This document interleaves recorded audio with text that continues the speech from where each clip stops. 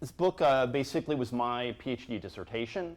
It took about 5 years of research, and I was very fortunate because, as Aaron said, I had over 100 SF veterans spend about 200 hours of their time giving me interviews. They also gave me original documents that kind of pointed me in the right direction. They reconnected me with people that they thought were important to their missions. And then I was also fortunate in that I was able to talk to a lot of host nation forces in all 5 of the case studies.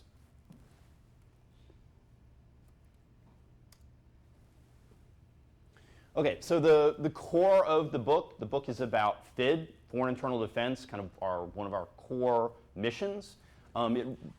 Direct action and special reconnaissance are components of kind of collaterally related to the foreign internal defense missions that I studied, which is the core of the book. Sorry. Okay, so the impetus for the book came from a couple mysteries. The first mystery was when, you look at the kind of the general Iraq and Afghanistan experiences, and we talk about building the Iraqi and Afghan militaries, like, what is the first thing you think of? Be honest, anyone? Or what's that? Yeah, it's a train wreck. It's a dumpster fire. It's an absolute disaster. We spend $35 billion in Iraq. We spend $65 billion in Afghanistan. And we end up with, on your left, my right, we have Daesh, ISIS, having parades with American vehicles. We have executions of horrific graphic executions of Shia by ISIS, and really there's not much good that kind of comes out of it when we look at the security force assistance missions there. In Afghanistan, we kind of have the same thing. The only thing is we spend more money there, and the disaster is almost as complete.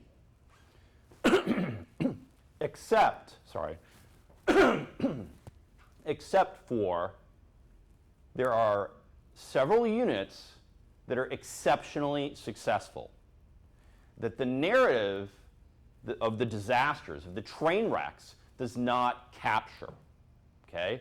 One of those units is the Iraqi Special Operations Forces, or the ISOF. And that's the unit on your left, my right. You see black-clad individuals who are actually fighting, okay, doing what they're supposed to do. And in much of the narrative that US media and, in fact, global media really captured, they were excluded from the narrative. In several cases, the ISOF, as Daesh is marching from Mosul to Baghdad, they are fighting a classic retrograde operation every step of the way. Fighting. And they get to the critical oil refinery at Beiji, and where there's also a crossroads, critical crossroads, and they plant a battalion minus element there, and they hold those crossroads and are surrounded for 2 weeks. Daesh, ISIS, tells them, hey, look, okay, we're tired fighting you guys. We'll give you free passage. You can go to Baghdad. We won't kill you. We need the crossroads. We need to get to Baghdad. We'll fight you there. But we're not going to massacre you here like we massacred all the people at Camp Spiker. Literally lined them up, beheaded them, threw their bodies in a river, and videotaped all of it. So, a little bit of an incentive there for the fighters who are now surrounded for 2 weeks, slowly starting to run out of ammunition, to potentially surrender. The ISOF commander there basically does a 101st Airborne reenactment at Bastogne, tells the Daesh to go F themselves. In Afghanistan, we actually see a similar case. with the Afghan commandos, where the commandos, again, much of this is not captured in the core narrative because it's complicated.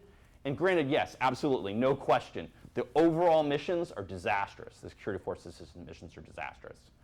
But there are these exceptions where we have successes. And in Afghanistan, the commandos, during the last several years of the war, they're doing 80% of the fighting.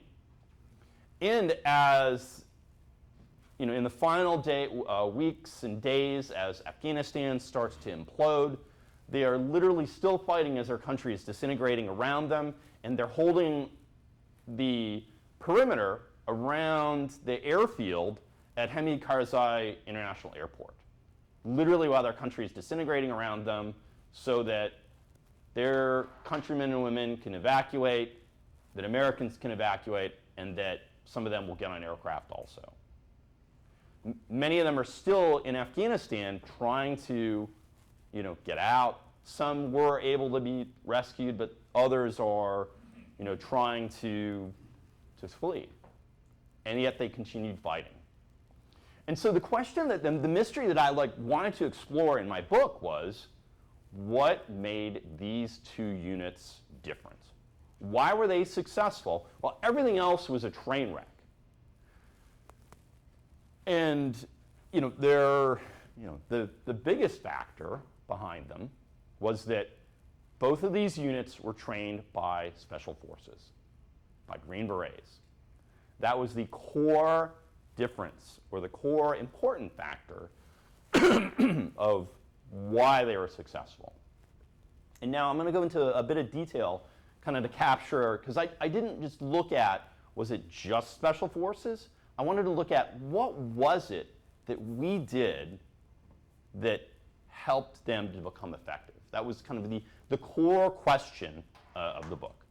And one thing to note is that in both of these cases, these are not small units. These aren't like 200-man units.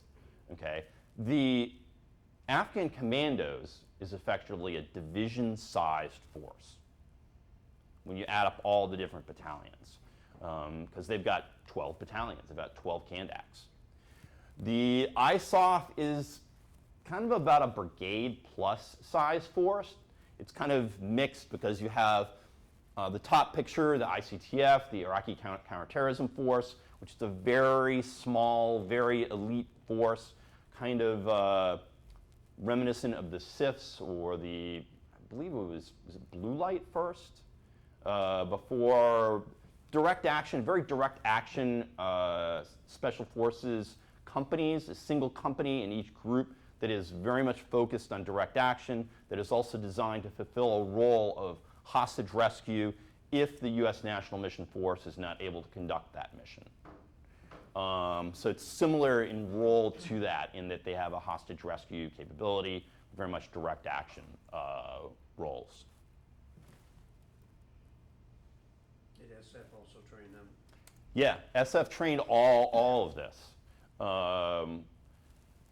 So that was one question. One question was, what was done? What were the things that SF did that made these two core units different and capable? And I guess, at any point, if anyone has a question, just say, raise your hand. I'm obviously going to have time at the end, but if you want to interject, just please do. So the second question, the second kind of weird mystery, was that in both of these cases, one of the things that's core important to us is language and cultural awareness.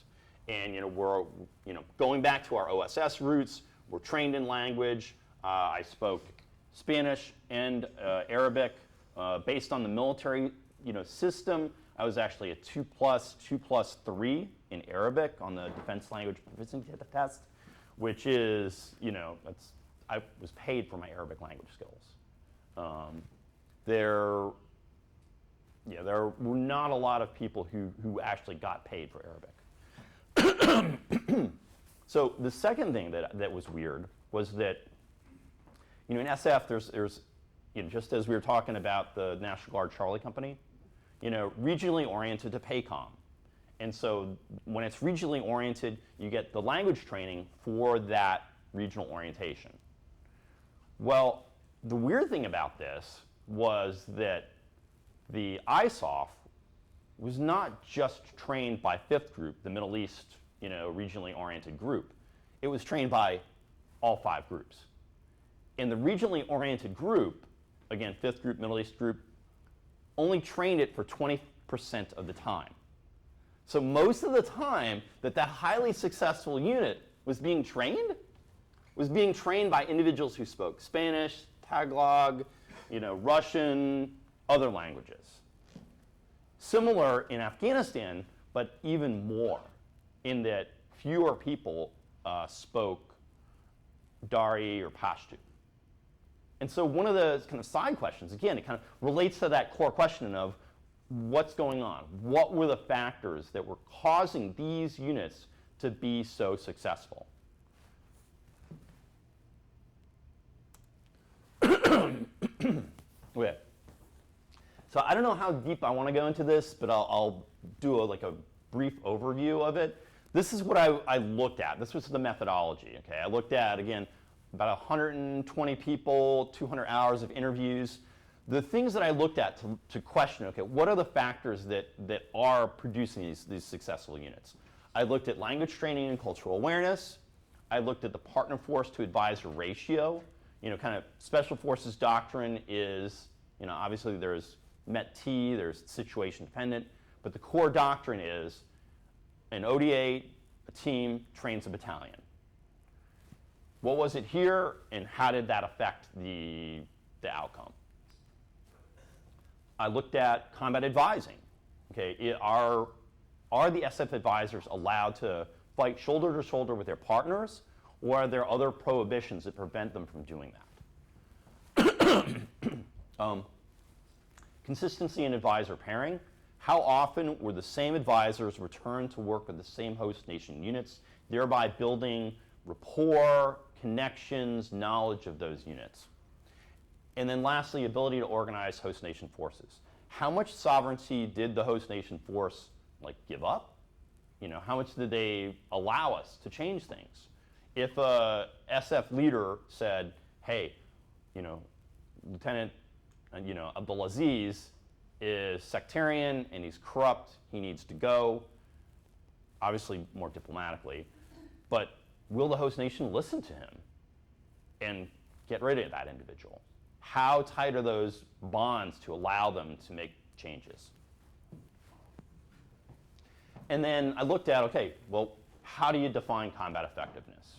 And in order to determine, is this unit actually effective? So I looked at, can the host nation unit fight at night? Can they conduct 72 hours of combat operations sustained? In other words, you're going to take casualties, you have to do logistics resupply, you can't just do a mission for in and out. You've got to be able to do all the other complicated elements of a real fight. Are they able to fight without advisors present? Meaning, can they do intelligence cycle from gathering intelligence, planning an operation, conducting the operation, and then exploiting the intelligence from that operation to generate further operations? And then finally, how do they fight against the enemy in combat?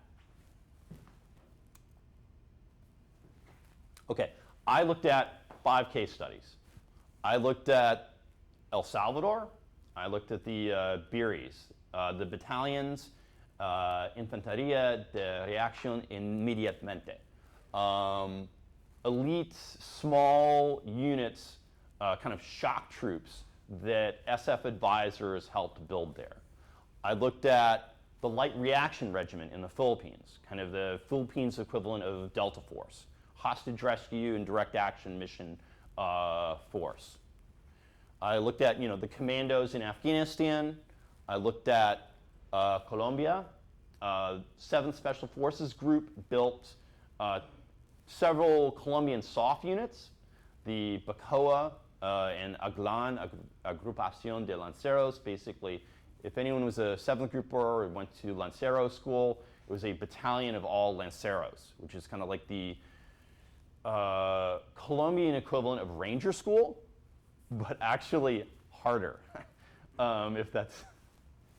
No, 7th Group also made a ranger course in Honduras. They called it Tesson. The Sun? Yeah. Cool. Okay. So that, they created basically a battalion of Ranger equivalent soldiers in these 2 different battalions. And then lastly, the Iraqi Special Operations Forces in Iraq. So those are the ones that I looked at. And in each case, the host nation forces were successful.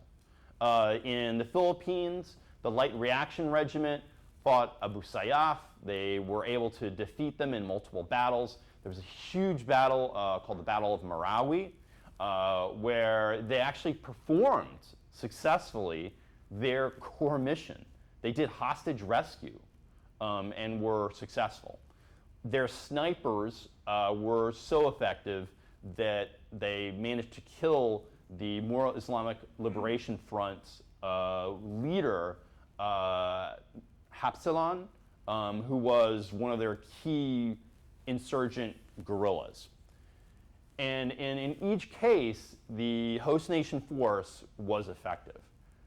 Colombia was a very interesting case in that before the U.S. contributed considerable efforts to do security force assistance and rebuild the Colombian military, the Colombian situation was desperate. They were fighting the FARC, Frente Armada por Revolución in Colombia, a kind of a group that combined narco-trafficking, terrorism, and Marxist insurgency kind of all together. And the fight was so desperate in Colombia that the ambassador, the national security advisor, and then the military, U.S. military in country were all predicting that the country was going to fall to the FARC, or that large portions of the country would be taken over by the FARC, and the FARC would effectively have their own country. The number of kidnappings in Colombia in 2000 was the largest in the world, exceeding even Afghanistan. And yet, by the end of a 20-year effort, the U.S. and U.S. Special Forces produced effective military units that were able to turn that around to the point where Colombia was no longer exporting coca, it was exporting security force assistance, where its SOF forces were going and doing FID missions, foreign internal defense missions, training other partners within the Southcom area responsibility. That's how far the situation had changed. So in each case, there were highly successful objectives. In El Salvador, are there any El Salvador veterans here? Okay, so in El Salvador, the U.S.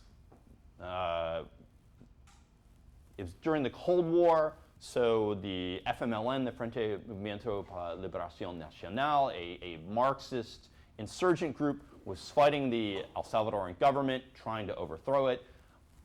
Sanctuary next door in Nicaragua, so it's a very difficult situation. The Beeries are, oh, thank you, appreciate it.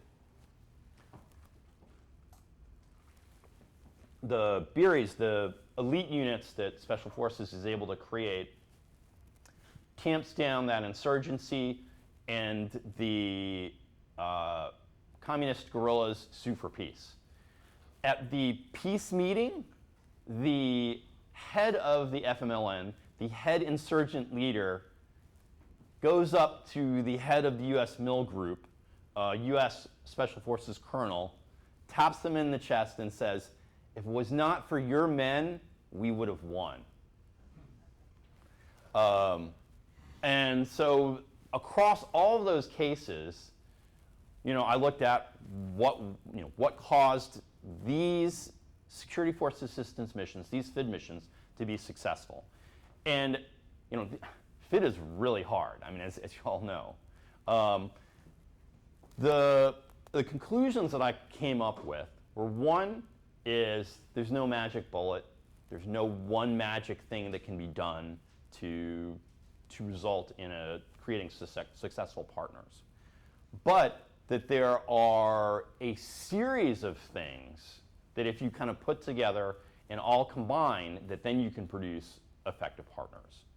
A lot of them, it takes large amounts of time and it requires strategic focus. So to build an effective partner at a minimum is a 10-year program and more likely a 20-year program.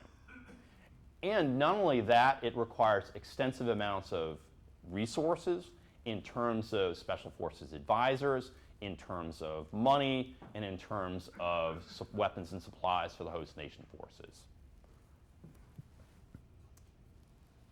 So this is an interesting finding, and one that a lot of times I get a lot of friction over.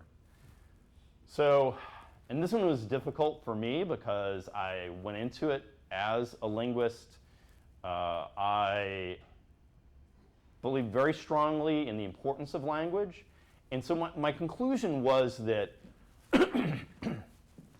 language skills are important, but it's not essential to be able to speak the host nation language. That working through interpreters is a viable way to be able to create combat effective partners. And in some ways, this goes a little bit against some U.S. doctrine, at least for the GWOT kind of post 9/11 era, in that there's a huge emphasis within U.S. Special Forces on language training. We spend about $51 million a year on language training. And I guess what's important kind of like caveat that I found was that what is most important is picking individuals through assessment and selection to come into Special Forces who have the traits to be good advisors, to be good partners with their host nation compatriots. And that in many ways, sometimes, they're individuals that just don't have those kind of interpersonal skills, patience, empathy, maturity, discipline, etc. Kind of all those skills and traits are essential. And those are in many ways more important than actually whether you speak the host nation language or not. And sorry. There are cases where individuals who spoke, for example, Spanish with a very thick West Virginia Southern accent, who were able to build and maintain rapport with Colombian officers better than individuals who spoke Spanish as their first language, just because their personality did not mesh with the host nation forces.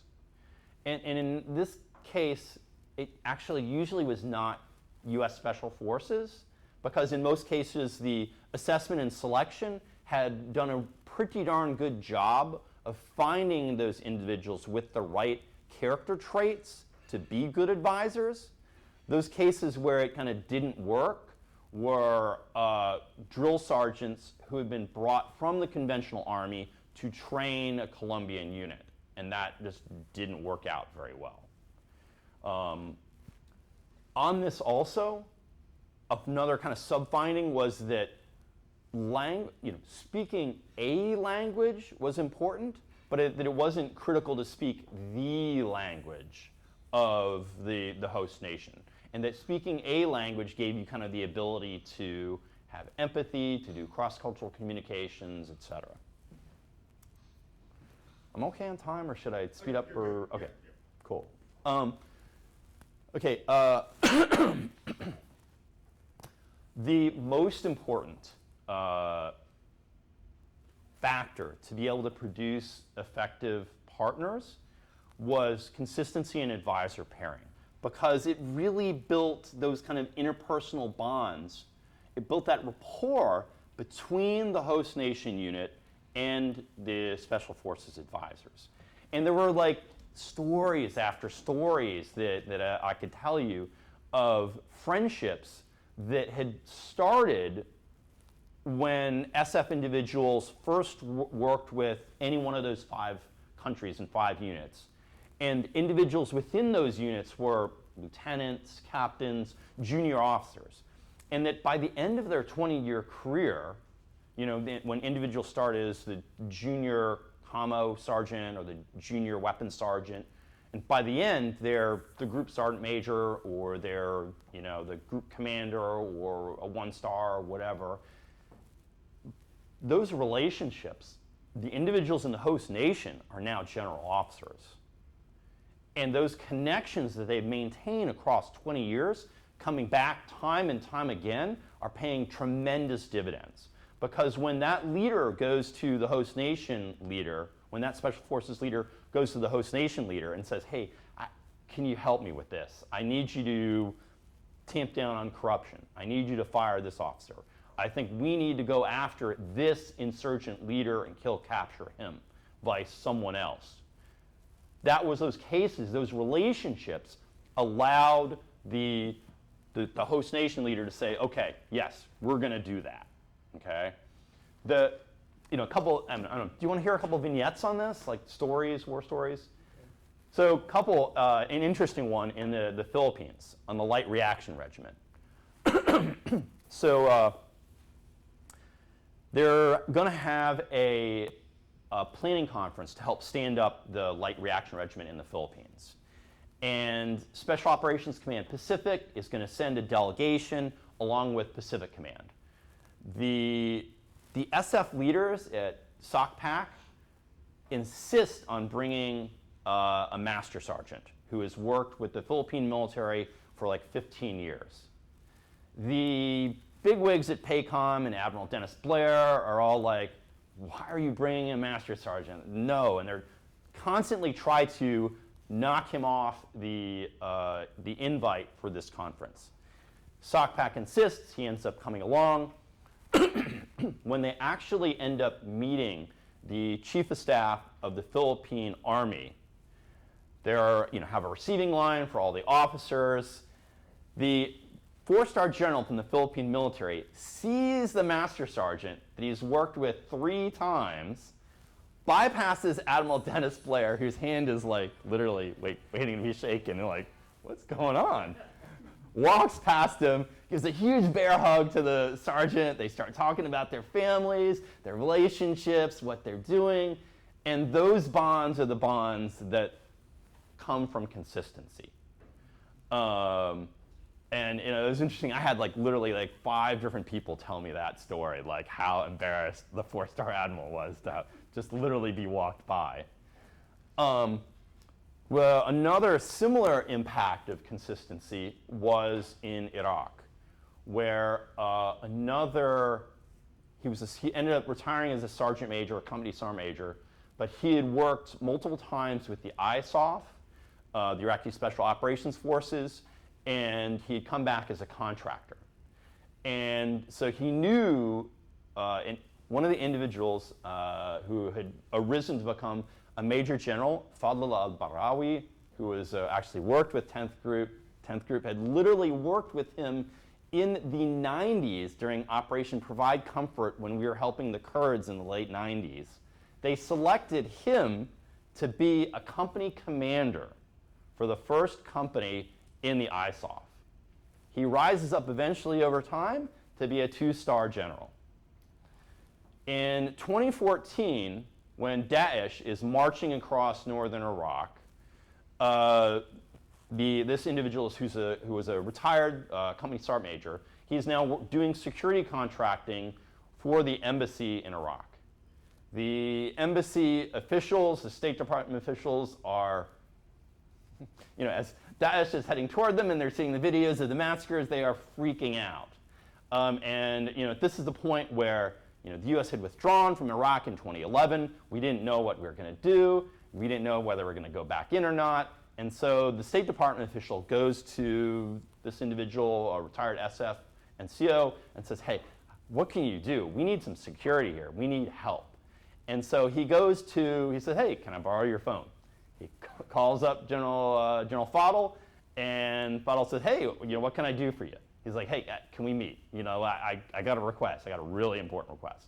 So he brings the State Department guy in tow. They meet with Fadl. Again, huge bear hug. They've worked literally 8 different deployments together across the mission. And again, the ISOF deployments, they're actually only 4 months, so they're shorter, but still, individuals spent 32 months in Iraq working with the ISOF. Huge bear hug ensues, and he relays, hey, we need some security. There's not enough security for State Department personnel at Camp Speicher, in the Green Zone. Can you provide help? So General Fadl turns to the State Department individual and says, this man is my brother. We have killed many men together and drunk many beers. Whatever he wants, I will give him. And sure enough, a battalion of ISOF show up to protect the State Department guys' resources. And all of those, that consistency of returning the same advisors to work with the same host nation forces, that was one of the things I found was absolutely essential. So I'm going to just pause here for a second. A lot of this is not rocket science, right? Like, so much of this is common sense. But the problem is as you know, is like common sense isn't common, right? And what's that? Especially not in the military. And there are so many occasions where, for whatever reason, even we as special forces violated some of the principles of consistency. And I could go into those if you wanted me to in question and answer. But there were times where we unfortunately kind of shot ourselves in the foot by not insisting on consistency. Whether it be changing out units just because, literally, as one individual said, hey, this is the equivalent of No Child Left Behind. Everybody's got to get a deployment, so we're making sure everyone gets a deployment rather than returning the same individuals. Another occasion was new commander says, oh, well, the commandos are great, but let's create a new unit that I can be responsible for helping stand up. So we created the Afghan National Army Special Forces. Again, kind of diluting that consistency a little bit. So there are occasions where, even though it's common sense, it just doesn't happen. Another thing I found is that ratio of the battalion advising, or a team, an ODA advising a battalion, wasn't, during the GWAT period, it wasn't as accurate. And it was more like we had put so many resources into it that an ODA was advising a company. And that was one of the things that helped produce these really effective host nation soft forces. Yeah, and in one case, in Iraq, where we literally had, in terms of consistency, we had the same unit flip-flopping back and forth. In other words, one unit would be deployed, the other unit would be back in the US, and then for about 2.5 years, they would do 4 months on, 4 months off, working with the same unit. That unit had an ODA working with a company minus to be able to produce really effective results.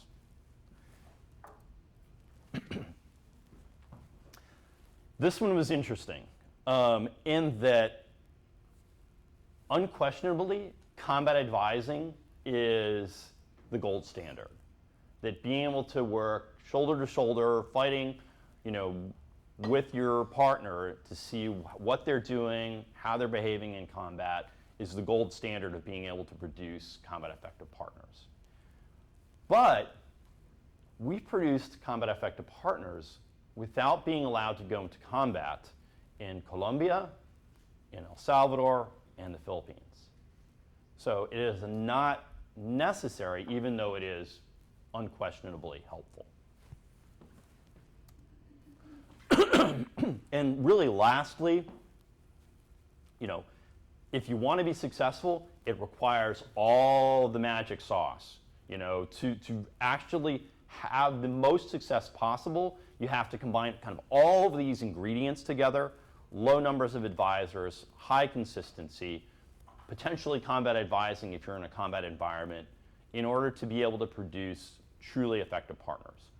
And that takes a sustained effort for at least a decade, and more likely 2 decades, to be able to produce combat effective partners. It is a slow process. And that's really it. I'm very happy to talk about kind of whatever, either within the book, if you'd like to ask questions about any of the case studies, or just as another aside, it was my last job in the Army. I was part of the team and then led the effort to write the operational history of the Iraq War for the Army. It's interesting from multiple perspectives because one is we declassified about 30,000 pages of documents, so like 6 times the amount of the Pentagon Papers. We interviewed like 500 different people, had thousands of hours of interviews. I had 4 hours with President Bush interviewing him. We interviewed all of the general in charge of the U.S. mission in Iraq from 04 to 07, General Casey, gave me 80 hours of interviews, like 2 weeks just sitting down and talking with him. We interviewed every SecDef, every national security advisor, huge effort. And then the other interesting portion of that story is that we got all to the end, and then the Army, because the general in charge of the Army, the Chief of Staff of the Army, had changed, the Army no longer wanted to publish. And so for the longest time, we kind of did this drama of trying to publish. They kept refusing, and in typical, like Washington, D.C. fashion, they're not saying no, because if you say no, then someone is to blame. So they kept slow rolling, kind of like pushing out, hoping that, we would retire. We're stubborn, unfortunately, for them. And at the last minute, it ended up being published because someone at our publisher, which was the Army War College in Carlisle, DA Civilian, had given a copy to the senior defense correspondent for the Wall Street Journal, Michael Gordon. Above board, again, I will pass a polygraph. I did not give it. I can tell you who did it. It's not me. Gave it to Michael Gordon. Michael Gordon literally sat down with the Chief of Staff of the Army, started his recorder, and started the interview with, "Why are you trying to block this interview that you spent years trying to complete?" At which General Milley then said, "No, we're not trying to block it. I'm going to publish it right away. It'll be done by Christmas, and I'm going to write a foreword for it." Which, I had emails where it was like, "We're not ever publishing this. I'm not writing a foreword, and this thing, is never going to see the light of day." So anyway, if you want to ask about that, it was a very interesting experience. It's my last couple years in the Army, and that's that. So thank you so much for your time. And